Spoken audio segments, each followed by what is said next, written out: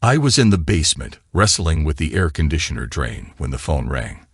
Clara was in the kitchen, so I left it to her. I could hear her voice faintly through the air vent from upstairs. "Hello, Brianna. It's been ages, hasn't it?" I never quite warmed up to Brianna. She was an old friend of Clara's from high school, and I always had a sense of unease whenever she came up in conversation. Fortunately, we had moved away from Lancaster not long after we got married. I wished it had been farther. Yeah, time flies. 8 years already. "So, what's up?" The conversation didn't sit well with me, but I only had Clara's side of it. "Brianna, hang on a second. Ernest is downstairs. Let me close the door. I'll be right back." Clara put the phone down as she walked across the room to shut the door. I hurriedly picked up the extension phone on the wall. "Hi, Brianna, I'm back. What's going on?" "Clara, there's a medical equipment convention happening at the Lancaster Holiday Inn next weekend, and guess who's going to be there?" "No way. Are both of them going to be there?" "Both of them. They're arriving Friday night and staying the whole weekend." "How do you know this?" "Jermaine called me this morning, practically begging to see you. He asked me to call and see if I could convince you to come down to Lancaster for the weekend. It'll just be you, me, Jermaine, and Henry." I clenched the rag over the phone's receiver. I wanted to reach through the line and shake Brianna. What on earth was she suggesting? "I don't know, Brianna. I'd love to come down if I can manage it. I'll have to do some sweet talking with Ernest. I'll let you know as soon as I can. Remember the good times we had at the last convention when they were here, Clara? I remember them every time I make breakfast for the kids. I can't believe you have the nerve to name that kid Jermaine." "Why not?" "Ernest is clueless. He thinks Jermaine is his, even though they look nothing alike." Gosh, this conversation was just getting messier by the minute. I quickly pieced together the past. Clara and Brianna had a fling with 2 guys 8 years ago, and Clara ended up pregnant with Jermaine. She passed him off as mine and never breathed a word about the affair, and now they were planning to see those guys again. "Brianna, I'll get back to you as soon as I can. If I can't manage an overnight, I might at least make it down there for the day." "It's better than nothing," I said. "Okay, just let me know," Brianna replied. After we all hung up, I had some time to think. We had 3 kids. Lucy and Sophia were in high school, both bright and good-looking, working hard for college. Then there was Jermaine, who showed up about 8 years ago. The girls were motivated, but Jermaine lacked inspiration.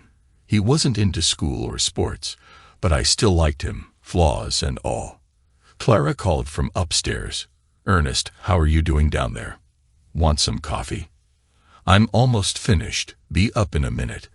I think I'll take a shower before doing anything else," I replied. After a long, steamy shower, I settled in front of the TV with the family, my mind swirling with thoughts. Clara's actions weren't a mere mistake to brush off. They were deliberate and planned. I grappled with the decision to either maintain the status quo or intervene. If I chose the latter, I had to figure out how. It felt surreal. I'd been married to Clara for 20 years, never suspecting she might be unfaithful. "Ernest, I had a chat with Brianna from Lancaster today. She invited me over for the weekend. Any issues with that?" Clara's voice interrupted my thoughts. "Not really. I'll be swamped at work, so as long as my folks can look after the kids, it's fine on one condition," I replied. "What's that?" "Make sure you take your cell phone in case of any issues, okay?" "Thanks, dear. I'll take it and promise no issues. The Volvo wagon is reliable, and I can load up on goodies. I'll head down Friday morning and be back Sunday night. Is that all right?" "Sounds good to me. Enjoy." As Clara headed to the kitchen, I overheard her confirming plans with Brianna for the weekend. She seemed utterly unconcerned about the affair or its potential fallout. I excused myself to do some computer work, intending to stay up later. Finding the website for the East Coast Medical Equipment Dealers Convention in Lancaster wasn't difficult. Everything I needed to know about the convention was right there.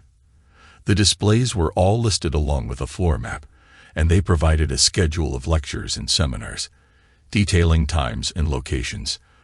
They even had a roster of attendees, including their hotel room numbers. Jermaine Kirkland and Henry Baxter were sharing Suite 411 from Friday through Monday. I found their home addresses and phone numbers in Baltimore. I discovered a company offering DNA tests by mail, covering everything from paternity verification to probable national origin, most of which were under $100. The samples could be taken at home and mailed in with a check or paid for online.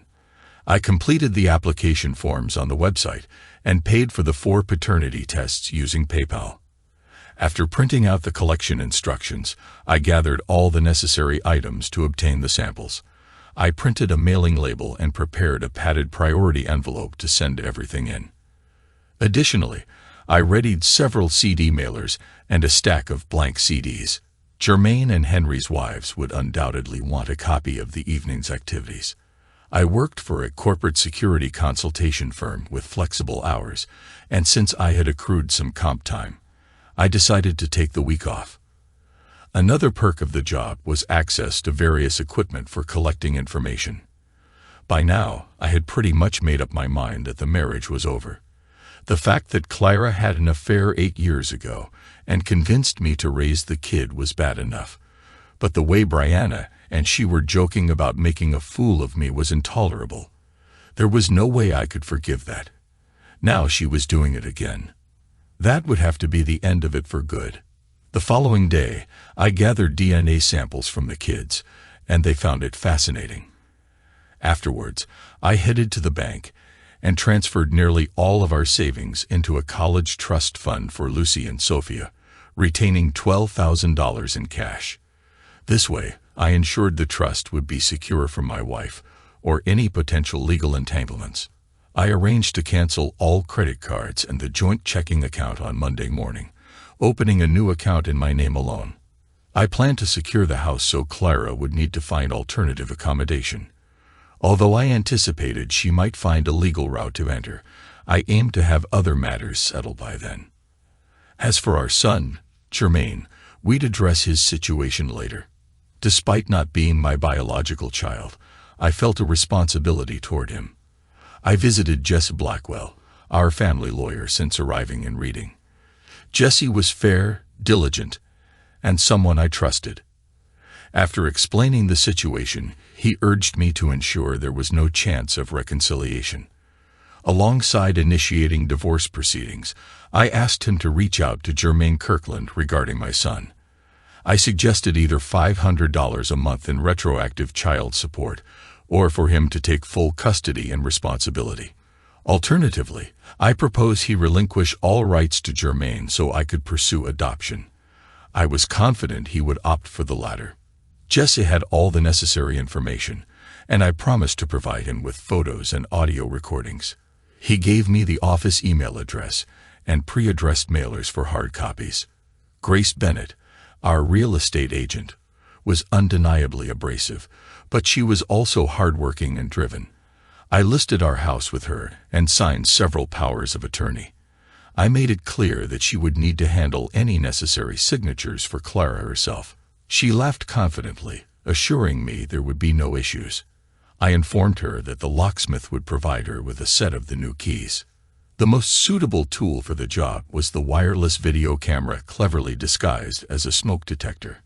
I acquired 2 of these along with 4 bugs. Additionally, I gathered a clipboard, a set of company logo dickies, and 3 laptops. Crafting a work order on official company forms, I arranged to replace a faulty smoke detector in room 411.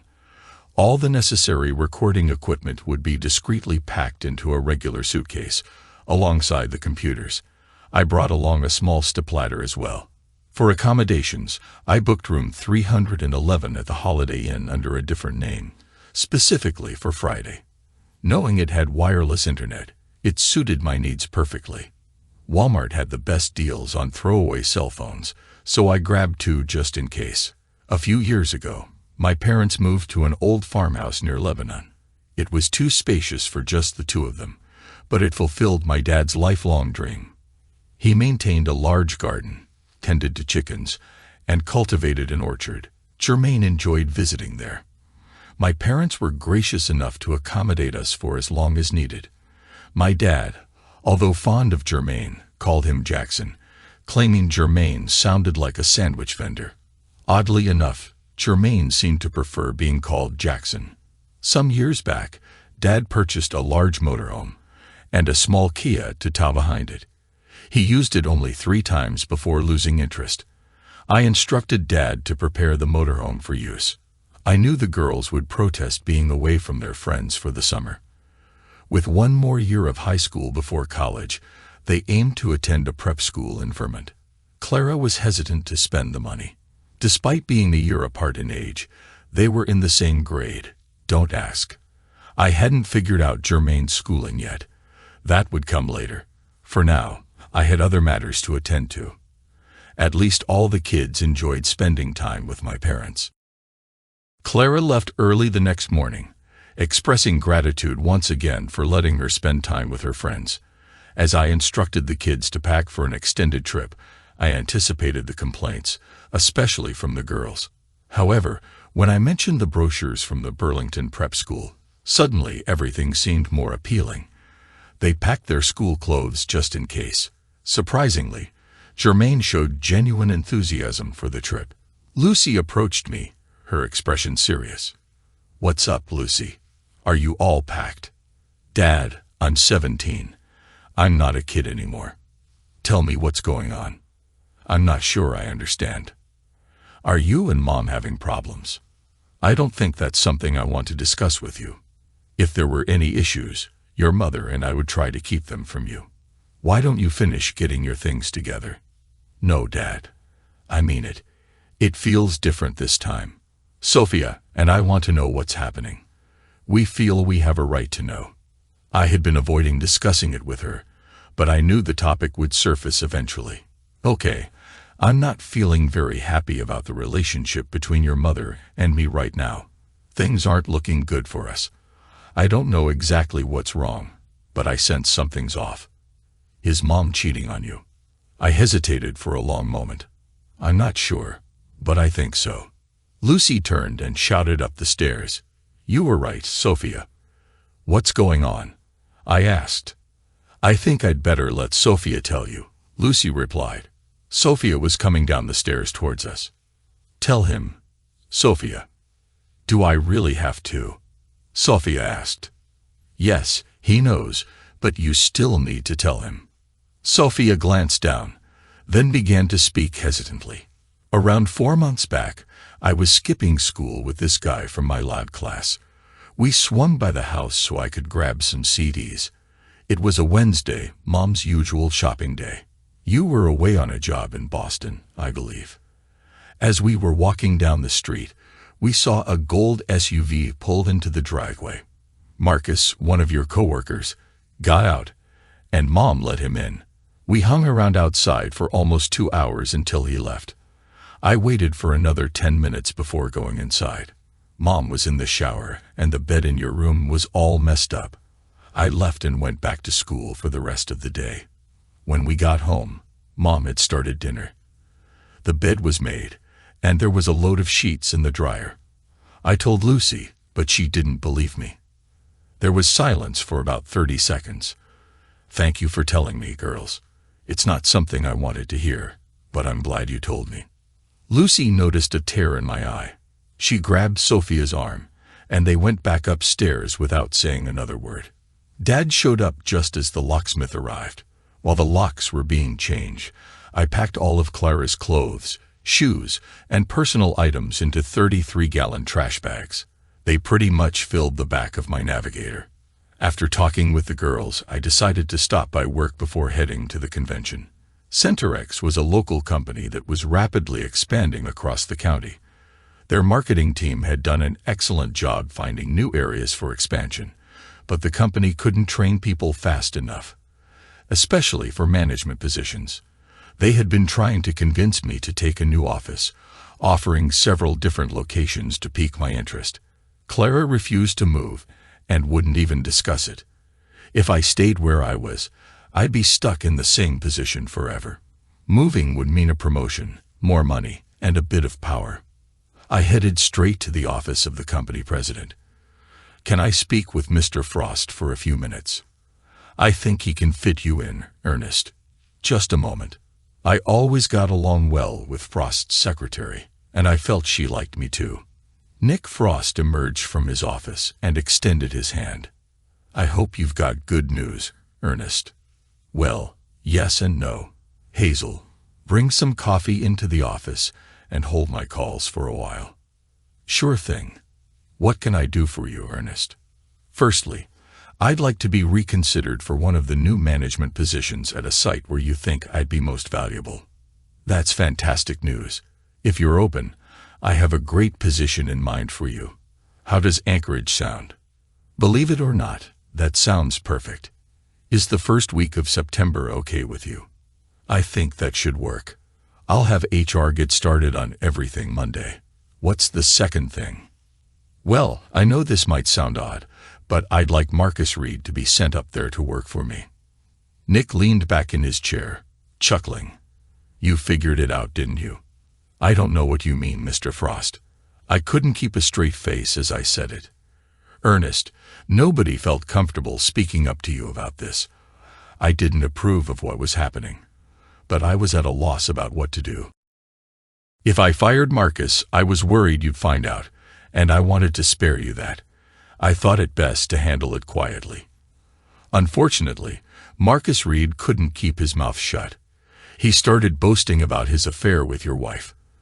His secretary, Stella, came to me upset when Marcus began flaunting pictures of him and your wife on his computer.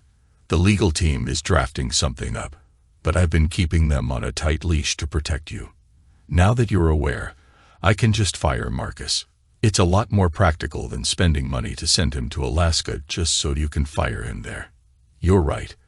I was hoping to cause a bit more damage, but I suppose revenge isn't the best management technique. I'll go along with whatever you think is fair." Nick pressed his intercom button. "Hazel, get me Stella Bailey."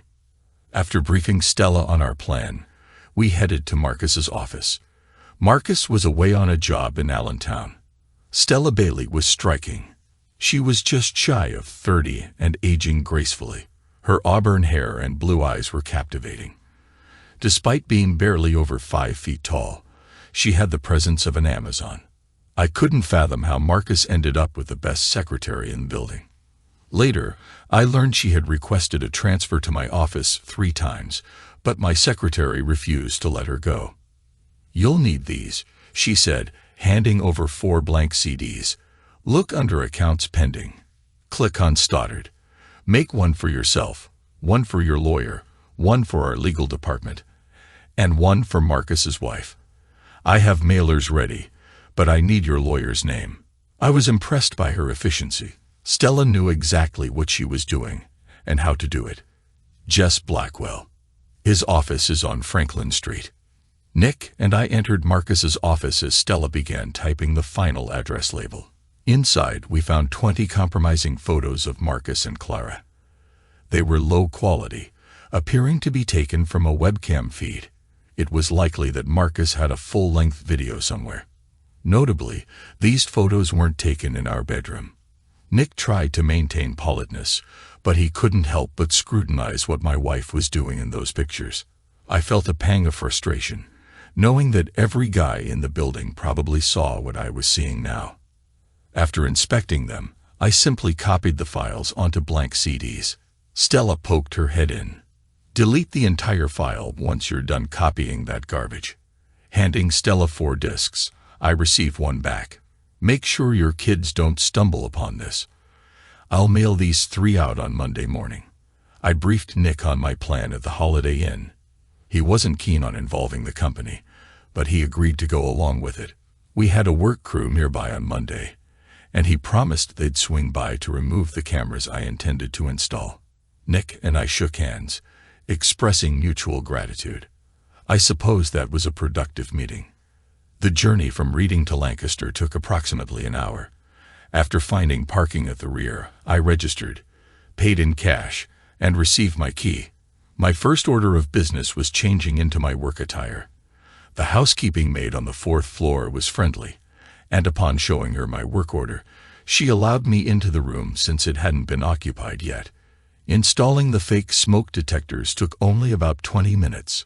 The room boasted 2 queen-size beds, and I strategically placed the cameras to capture each bed and part of the room. It was a breeze. I was a professional. I hoped the occupants wouldn't notice the extra smoke detector. Returning to the room, I changed clothes and began setting up my equipment. The pizza delivery arrived approximately half an hour later. By 3 o'clock, everything was in place. Both cameras were functioning flawlessly, providing clear images even in standard room lighting. My laptop was connected to high-speed internet, ready to go. One camera was set to record upon detecting motion, while the other I would operate manually. Damn, I loved my job. However, I encountered one problem. I didn't know where Clara was. I dialed her cell phone. "Hey, Ernest." Clara's name flashed on the caller ID. "Hey, Clara. Just checking in. The kids are with my parents, and I'm still at work. Where are you now?" "We're still at Brianna's. Victor, her husband, is looking after their kids. Brianna and I are heading to a sleepover at Layla Winter's place. Some other girls from school will be there. Should be fun." "Sounds like a blast. Take some pics. In your dreams, you perv." "Who's this Victor guy Brianna's with? Do I know him?" "I think so. Victor Merrick. He was on the football team with you." "Ah, Victor. I remember him. How's he looking?" "A bit heavier, a bit balder, a bit mellower." "Sounds like normal aging." "All right, Clara.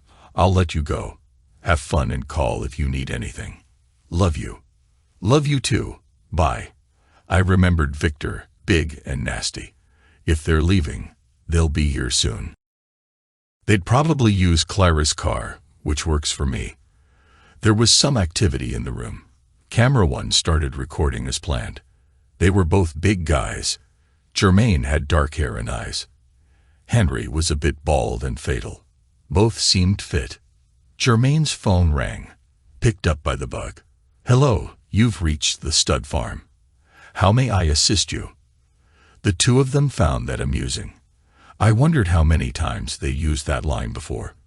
"Well, darling, we're here and ready for action. What can we do for you?" I assumed he was addressing Brianna. "All right, the Outback it is. We'll meet you downstairs in about 2 minutes." At least they were going to grab a bite first. I sat there seething about the whole situation. If I weren't so engrossed in what I was doing, I'd probably be gearing up to confront someone. I swiftly left the room and made my way to the stairwell at the end of the hall. Standing just outside the building's corner, I could see Clara and Brianna waiting in the lobby, giggling like schoolgirls. A minute later, Jermaine and Henry emerged from the elevator. Clara immediately linked arms with Jermaine and planted a kiss on his cheek, the kind a wife gives her husband.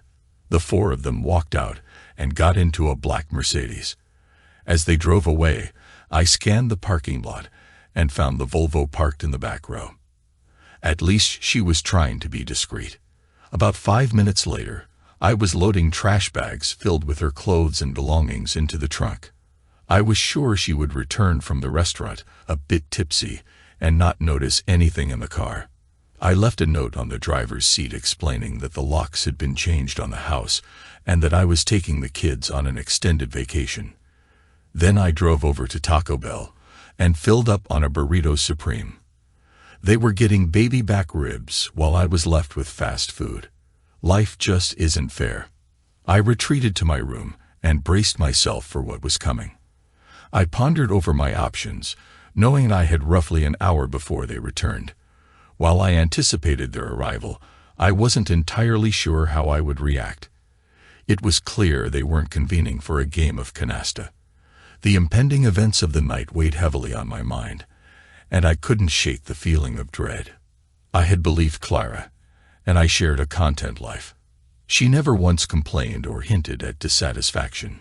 Yet her deception regarding Jermaine's paternity shattered that illusion.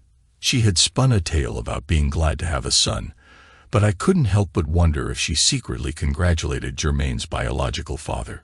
Reflecting on it was disheartening. I regretted the years I spent with a woman who could betray me without a second thought, who found amusement in deceiving me into raising another man's child. Compassion for her was hard to summon at this point. Despite my emotions, I busied myself with preparations. I might have overdone it, but I couldn't afford to miss any opportunity. They burst into the room, their laughter filling the air. Henry brought a bottle, and within a minute, the glasses were filled, the revelry in full swing. Over the next few hours, things began to happen that almost made me sick. There was only one thing to be happy about. I now had excellent quality footage. During the break in room 411, Brianna headed for a shower as Clara brushed her teeth.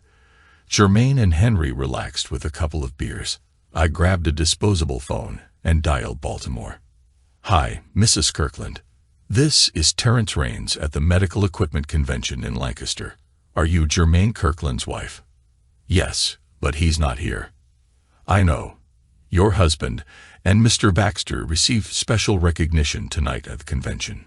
We'd like to email you the ceremony photos. Do you have an email we could send them to?" "Of course. It's at kirkland@boo-boo.net. "Great. Do you happen to have Henry Baxter's wife's email as well so I can send the pictures together?" "Sure. She's at baxter@balt.com. "Okay, that's all I need. You should have the pictures shortly." Mrs. Kirkland could track the transmissions to the hotel's wireless link, but I wasn't concerned since there was no connection to me. Meanwhile, in room 411, they were taking a break and chatting. "So, Clara, is your dear husband taking good care of my son for me?" "Of course, silly. It's been 8 years, and he still hasn't figured out the kid's not his. Ernest lives in his own world. He couldn't figure it out even if a letter came in the mail. It'd be nice if you sent a birthday present or something now and then." "Wow, that'd be something. All he needs is a hint like that to catch on," Bran remarked. "I've got 3 little rugrats running around at home, and my idiot isn't the father of any of them. He's so busy chugging beers, he'd never figure out they weren't his." Everyone chuckled at Victor's expense, and I had a perfect soundbite. Growing bored with the gathering, I decided to call it a night. Logging onto xcam.online.com, I found an unused room and set up a live feed from room 411. With a title like "Clara and Brianna Entertain Germain and Henry," I knew I'd attract viewers. My wife and her friend had decided break time was over and were getting the guys ready for another round. As the internet feed gained traction, the viewer count rose to over 100. It took me about 20 minutes to pack everything up. Leaving the live feed computer for last, I noted over 400 viewers had tuned in. Surely, some were recording for later distribution. Disconnecting the setup, I called Victor Merrick. "Hey, Victor. Sober?" "Yeah, who's this?" "Just a friend, Victor. I've got something you need to hear." Playing back the short audio clip of Brianna, I heard Victor's shocked response. "Where'd you get that?" "Victor, she's in room 411 at the Holiday Inn. 2 big guys are with her, so if you're heading over, take a bat or something. They might not take kindly to a surprise visit." Victor didn't utter another word before the phone clicked off. I had just finished loading up the navigator when Victor leaped out of a Ford pickup, wielding a short aluminum Little League bat, and stormed into the building. I was exhausted but enjoyed the drive back to Lebanon. The motorhome was all set. I handed Dad a set of the new house keys. Mom planned to visit Clara at her parents' house in Lancaster, while Dad, along with some guys, would go to our house and move out all the furniture and belongings. They had plenty of space in the barn to store everything. Mom thought it would be intriguing to hear Clara's side of the story. My parents had one of the disposable phone numbers. I kept my cell phone, but I planned to keep it turned off most of the time. Dad would take the stuff and the navigator back to Center X on Monday. It was late to start, but I wanted to be far away when Clara figured out what was happening. We had an RV lot reserved near Hagerstown, where we could get a good start on the interstate in the morning. The girls had planned the trip for us, and they did a pretty good job. The only input I had was to limit the distance between stops because gas was getting expensive. I was glad I had taken a lot of cash with me. After 3 days at Disney, we were on our way to Chattanooga to see the aquarium. Lucy asked if she could call Mom. "Hey, Mom, it's Lucy. Just wanted to let you know that everything's fine." "Yes, we're all having a good time, even Jermaine. We miss you too. We'll call every couple of days to keep you updated." "Okay, so tomorrow night we're heading to Orlando. We'll be at Disney for almost a week. We've got park tickets for every day." I couldn't believe it. My daughter was pulling one over on her mother. How clever. We're staying at the Orleans Hotel right in Disney World. It's going to be amazing. Okay, we'll chat in a few days. Bye. Lucy, I can't believe you did that. That was pretty sneaky. I know, Sophia, and I thought it would be funny. Of course, you know your mom's probably on the phone right now booking a flight and a room. That's exactly what we thought. She deserves a vacation anyway, Sophia chimed in, while Jermaine was engrossed in a DVD. 2 weeks later, Sophia called her mother. Clara was upset because she spent a whole week looking for us in Orlando. Sophia said we decided on Six Flags instead and tried to change the subject. Sophia and Lucy kept her on the phone for almost 20 minutes, listening to her rant and rave. Lucy finally apologized for misleading her and promised to call back in a couple of days. My mischievous girls were giggling for half an hour after they hung up. The following week was a whirlwind. We parked near the Smoky Mountains, and the kids kept themselves occupied while I handled business. Jess served Clara with the divorce papers, catching her completely off guard. She was furious when he showed up unannounced. He explained the legal situation to her, showing her the evidence, pictures of her with Marcus, the group in room 411, and the DNA results. Lucy and Sophia were confirmed as mine, but not Jermaine. Clara got a lawyer but ultimately agreed to Jess's terms. Meanwhile, Jessie visited Jermaine at a hospital in Baltimore. Brianna's husband had inflicted serious injuries on both Jermaine and Henry, and Victor was facing about 5 years in jail. I asked Jessie to help him. Both of my wife's lovers spent over a week in the hospital, receiving divorce papers while recovering. They had nowhere to go upon discharge. Jermaine signed away his parental rights to his son. Jermaine Jr., in addition to their broken bones, Victor had rendered them infertile. The doctors were not optimistic about their chances of recovery. Grace Bennett found a buyer for the house, though she struggled to convince Clara to sign all the necessary paperwork. Eventually, Clara relented. I didn't need to be present at the closing thanks to the power of attorney documents I had signed. Summer was drawing to a close rapidly. I had the opportunity to strengthen my bond with the kids. I spent a lot of time talking with Jermaine, who enjoyed life in Lebanon, where his parents lived. I asked if he'd like to stay at the farm full-time, and he eagerly agreed. Dad was delighted to have him around, and I knew he'd be happy to take him in. Jessie prepared adoption papers so my parents could legally provide for and care for him. The only thing Jessie struggled with was convincing Clara to agree. Unbeknownst to Clara, Dad also legally changed Jermaine's name to Jackson. The girls adored the school in Burlington. Late summer in Vermont was enchanting. After a few days settling them in, Jackson and I headed back to Pennsylvania. I checked in with Mr. Frost and confirmed everything was ready for my move to Alaska. Stella had already set up a temporary office, along with an apartment and a company car for me upon arrival. I left the Navigator with Dad to dispose of. 6 months later, things were finally calming down. The divorce was finalized. The girls were excelling in school and had scholarships to James Madison University in Virginia. They were thrilled about their newfound independence. They had heard little from Clara, aside from a few phone calls. Jackson's grades were improving, and he was deeply engrossed in his new hobby of raising bantam chickens. Clara visited him once, driving an old Ford Escort, and claiming she had to sell the Volvo to cover divorce costs, which was a lie. I ended up footing both lawyers' bills. During her visit, she insisted on calling Jackson Germain. Jackson corrected her each time and eventually walked away. Clara proceeded to complain to Dad about how unfair it was to take away the child's birthright. Dad chose not to engage and simply walked away with Jackson. Clara never returned to see him, receiving $11,000 from the house sale. Brianna and she celebrated the divorce in Las Vegas, blowing all the money in 4 days. I have no idea what Clara is up to now or where she's living. Perhaps she moved to Baltimore. Needless to say, I love Alaska.